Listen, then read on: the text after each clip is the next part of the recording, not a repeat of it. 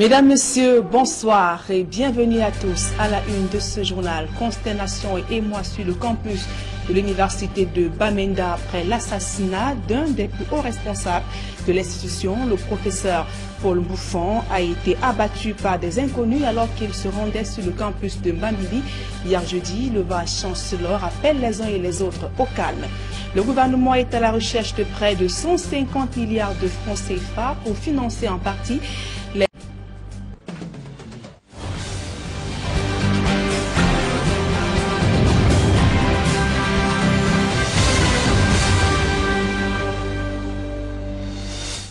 Mesdames, Messieurs, une fois encore, bonsoir et merci d'honorer ce rendez-vous de l'information sur Equinox Télévision.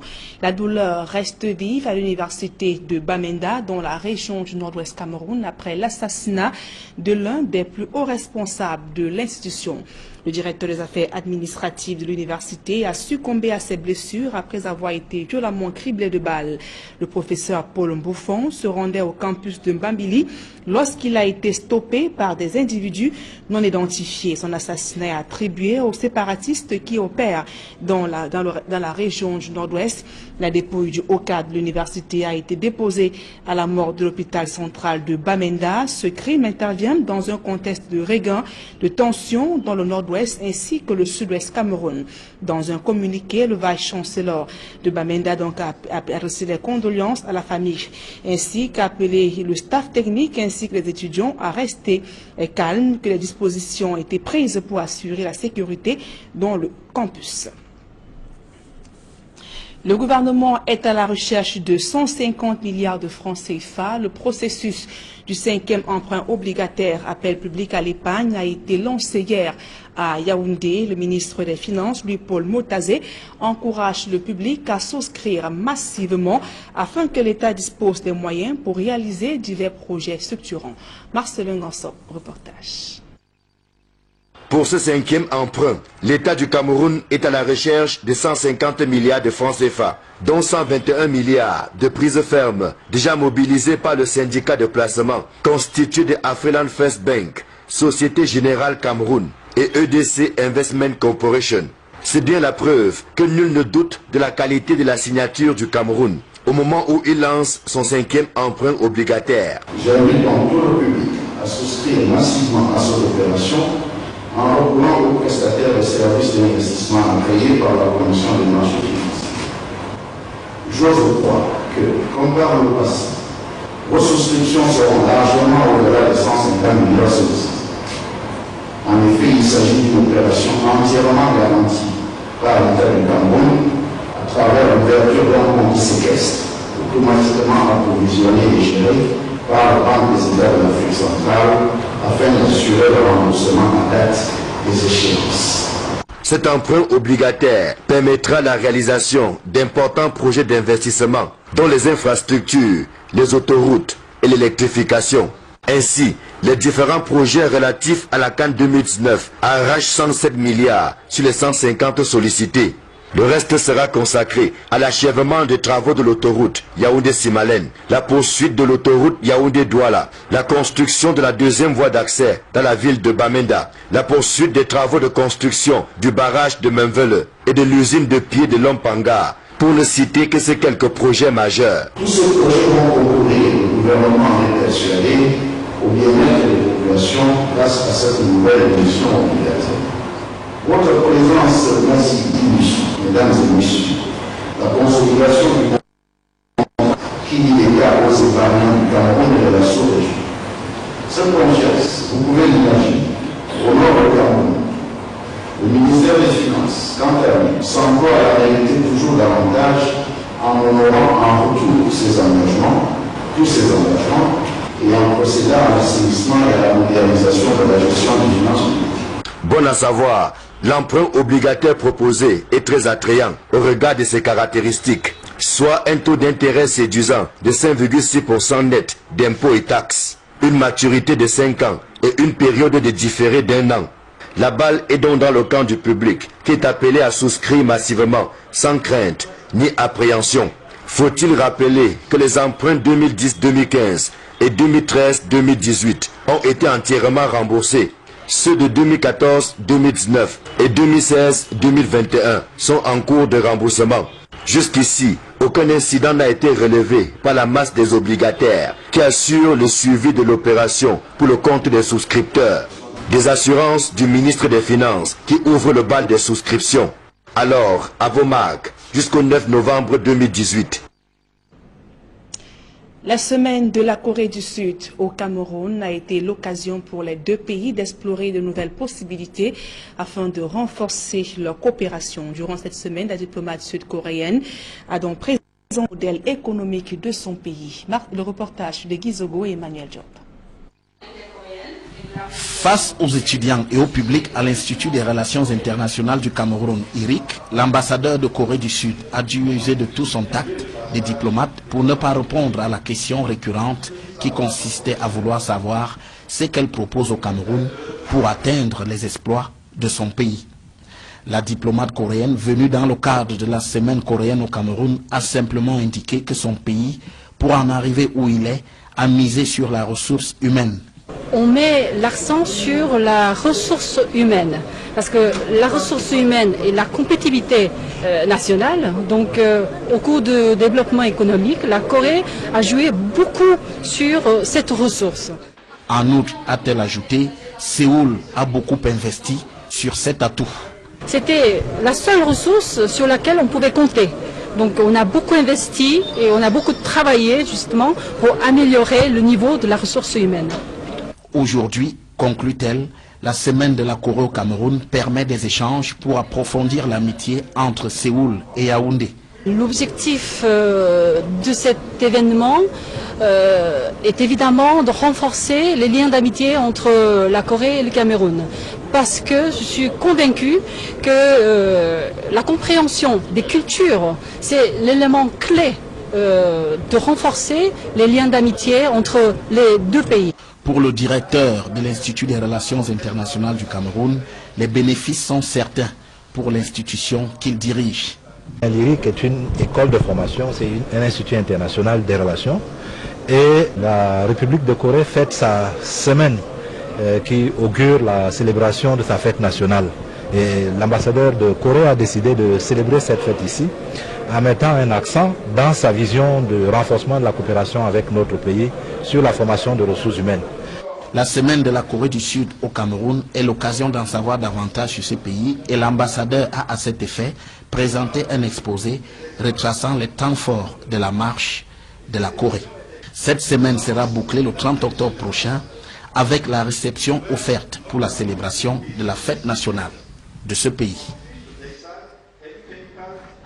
La région de l'extrême nord Cameroun en proie aux exactions de la secte islamiste Boko Haram fait partie des régions les plus affectées par la malnutrition. La prévalence est de 20,4% et les enfants de moins de 5 ans qui souffrent d'un retard de croissance paient le lourd tribut. Le reportage de Julien Berthe-Bissa et Amadou Daïro. La malnutrition fait des ravages à Maroua dans la région de l'extrême nord. Plusieurs cas de décès, dont les enfants âgés de moins de 5 ans, ont été enregistrés depuis les affres de la secte Boko Haram. Les parents n'ont pas pu faire l'agriculture, même les pêches, c'était difficile. Il y a eu des déplacements internes, il y a des déplacements, il y a des réfugiés qui sont venus envoyer aussi le village. Cela a causé vraiment beaucoup de dénutrition. Il y a eu des cas de décès. On recevait des enfants avec des malnutrition sévères, avec des édèmes, et on n'a pas vraiment pris normalement en charge. Et ces enfants sont décédés. La pauvreté ambiante, le faible niveau de connaissances nutritionnelles et la disponibilité des ressources sont les raisons principales évoquées par les parents pour se justifier. Cependant, des experts réunis au cours d'une opération de sensibilisation évoquent quelques comportements à adopter vis-à-vis de l'enfant. On ne devrait rien administrer à l'enfant de 0 à 6 mois. On ne devrait donner que du lait et du lait seulement, de lait maternel. Lorsque cette pratique n'est pas observée, l'enfant est sujet à tomber malade, surtout malade de la malnutrition. Et plus grave, lorsque cet allaitement n'est pas continué jusqu'à 24 mois, l'enfant risque de développer une malnutrition chronique dont les conséquences sont graves, et parmi lesquelles le retard de croissance, le nanisme, le crétinisme. Sera un enfant de trop parce que ce sera interdit, parce qu'il ne pourra pas être utile ni pour la famille, ni pour la communauté, ni pour le pays entier. Il va sans dire que l'allaitement maternel est le meilleur aliment pour les nouveau-nés. Et sur place à Douala, les élèves de différents établissements scolaires s'engagent dans la sensibilisation des jeunes scolarisés ou non contre l'immigration clandestine. Ces apprenants réunis au lycée technique de Koumassi ont été édifiés ce vendredi sur les dangers de l'immigration clandestine. Dallas Tchana, Flavien Valondongo. Dans l'enceinte du lycée technique de Koumassi à Douala, Moussala de Bondol, l'élève en classe de première, action commerciale, est rapatrié de la Libye. J'ai fait le Nigeria, le Niger, l'Algérie, le Maroc et la Libye. Là-bas, on ne vivait pas, on survivait. Bon, tu vis en sachant qu'à tout moment, tu peux mourir. Son aventure tumultueuse, effectuée dans plusieurs pays d'Afrique, lui a laissé de mauvais souvenirs. Accepter de témoigner pour faire passer le message à mes frères et sœurs, puisque ce sont mes frères, nous sommes une famille ici là, pour que demain, ce n'est pas n'importe qui doit faire la même erreur que moi. Alors que des ONG en charge de la défense des droits des rapatriés et la protection des clandestins parcourent des établissements scolaires pour des campagnes de sensibilisation contre l'immigration clandestine, il est relevé qu'un peu plus de 1500 Africains écument les prisons des pays arabes et que les femmes, mieux les jeunes filles, constituent plus de la moitié. Face à la difficulté, le message véhiculé dans des établissements scolaires par des ONG semble toucher les cœurs des jeunes apprenants. L'immigration illégale n'est pas quelque chose de formel, n'est pas quelque chose de bon parce que à travers les vidéos que nous avons vues, nous observons des décès, parfois revient avec vraiment des membres du corps brisés. Au Cameroun, le combat mérite d'être implémenté dans plusieurs régions si l'on voudrait voir diminuer le nombre de jeunes qui choisissent l'aventure. C'est plusieurs milliers de personnes qui meurent au désert du Sahara et dans la Méditerranée toutes les années. Pour nous, il est question, à travers cette campagne de sensibilisation contre l'immigration irrégulière, il n'est pas question de dire qu'il ne faut pas voyager. Mais c'est migrer légalement que nous demandons à nos jeunes. L'immigration clandestine peut aussi diminuer que si les décideurs améliorent les conditions de vie des jeunes, scolarisés ou non, selon des observateurs. Dans l'arrondissement de Botmakak, l'école publique de Ngomba n'est plus que l'ombre d'elle-même. Créé en 1928, ce temple du savoir souffre d'un manque criard du personnel enseignant et des infrastructures devant faciliter l'apprentissage des apprenants. À côté de ces difficultés s'ajoute le difficile accès à l'eau potable. Dans l'extrait qui va suivre, Nélite égrène le chapelet des problèmes dans cet établissement scolaire. L'école, évidemment, connaît beaucoup de problèmes parce que l'école construite par la période coloniale, de nos jours, a 40-50 ans. Évidemment, les infrastructures sont totalement délabrées et inexistantes. Vous voyez, évidemment, on ne peut plus appeler ça école parce que tout est à refaire. Les murs à refaire, le sol, même le puits d'eau qui n'est plus potable véritablement. Tout est gâté, le plafond, les tables bancs inexistants, véritablement. Donc ça fait que c'est assez difficile pour des élèves de pouvoir travailler dans ces conditions, véritablement. L'école est composée de trois blocs, de 3 salles de classe. Il y a une salle de classe qui a été bloquée, malheureusement, et qui est l'appartement du directeur d'école. Donc le directeur d'école prenant une salle de classe, le reste des salles de classe, des 2 ou 3 salles, sont pratiquement insuffisantes. Aujourd'hui, nous avons une école qui, dans une classe, nous avons les 2 niveaux. Donc, d'un côté, nous avons un seul maître de parents. L'actualité hors de nos frontières à présent, une femme accède pour la première fois à la fonction de présidente de la République en Éthiopie. Sahle-Work a été élue hier jeudi par les parlementaires éthiopiens. Des précisions dans ce reportage de Sylvestre Zangaou. Sahle-Work Zede est désormais présidente de l'Éthiopie. La diplomate de carrière est la première femme à parvenir à ce poste et 4e chef de l'État du pays depuis l'adoption de la Constitution de l'Éthiopie en 1995. Ce test prévoit qu'un président de la République peut être élu pour un maximum de 2 mandats de 6 ans. Les parlementaires éthiopiens l'ont élu jeudi à l'unanimité après la démission de Moulatou Teshome. Salewok Zede était jusque-là la représentante spéciale du secrétaire général des Nations Unies auprès de l'Union africaine. Elle a occupé auparavant le poste d'ambassadeur de l'Éthiopie en France, au Sénégal et à Djibouti. La fonction de président de la République en Éthiopie est honorifique. L'essentiel du pouvoir est aux mains du Premier ministre. À présent, ce publie reportage. L'Université de Yaoundé 2 à l'ère de la digitalisation. Elle vient de signer avec Orange Cameroun un accord dont l'objectif est d'offrir divers services aux étudiants. Reportage.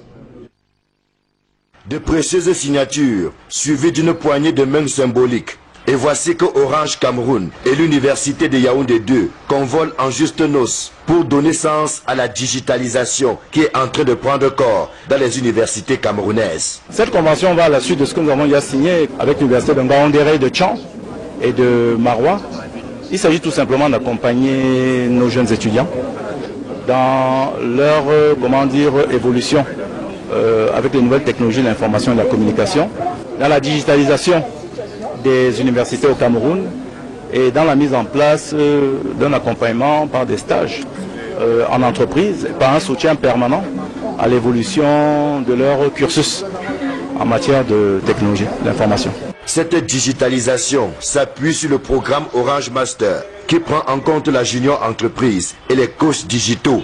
Le tout animé par des étudiants mordus des nouvelles technologies de l'information et de la communication, lesquels ont reçu sciences tenantes, les attributs qui balisent le chemin de leur plein exercice sur le campus de Soa. Il s'agit en fait des coachs digitaux qui sont recrutés parmi les étudiants volontaires, qui ont une petite connaissance du monde du digital. Rendez-vous compte qu'il y a encore des étudiants aujourd'hui qui ont reçu les ordinateurs du don présidentiel, mais qui ne savent même pas comment on fait pour pouvoir démarrer cet ordinateur. Donc pour nous, la solution simple, c'était déjà d'avoir ces ressources-là dans les campus pour qu'ils puissent jouer véritablement le rôle d'accompagnateur. Pour pouvoir financer en fait des activités au niveau des campus, nous avons mis en place une junior entreprise. La junior entreprise, c'est un business, un business Orange que nous confions en fait à ces étudiants-là. Donc le bénéfice généré du point de service leur permet de mener leurs activités dans le campus.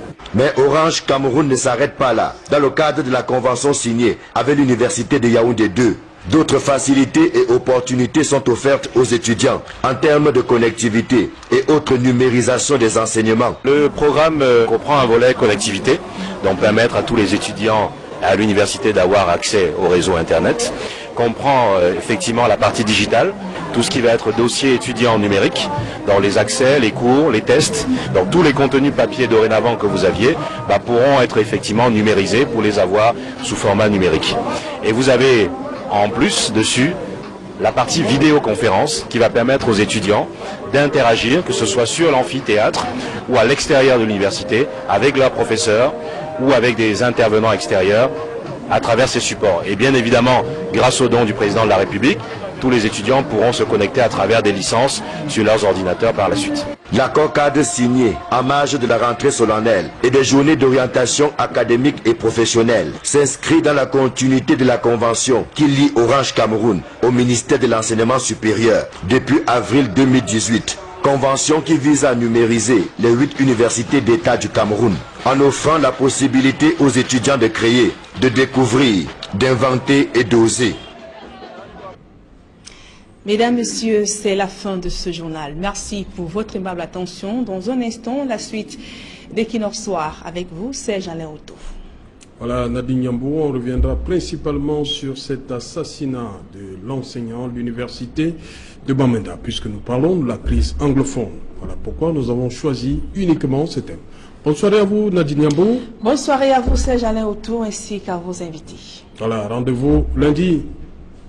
Voilà, madame, monsieur, dans un instant, la suite du débrief, toujours en compagnie des 4 invités.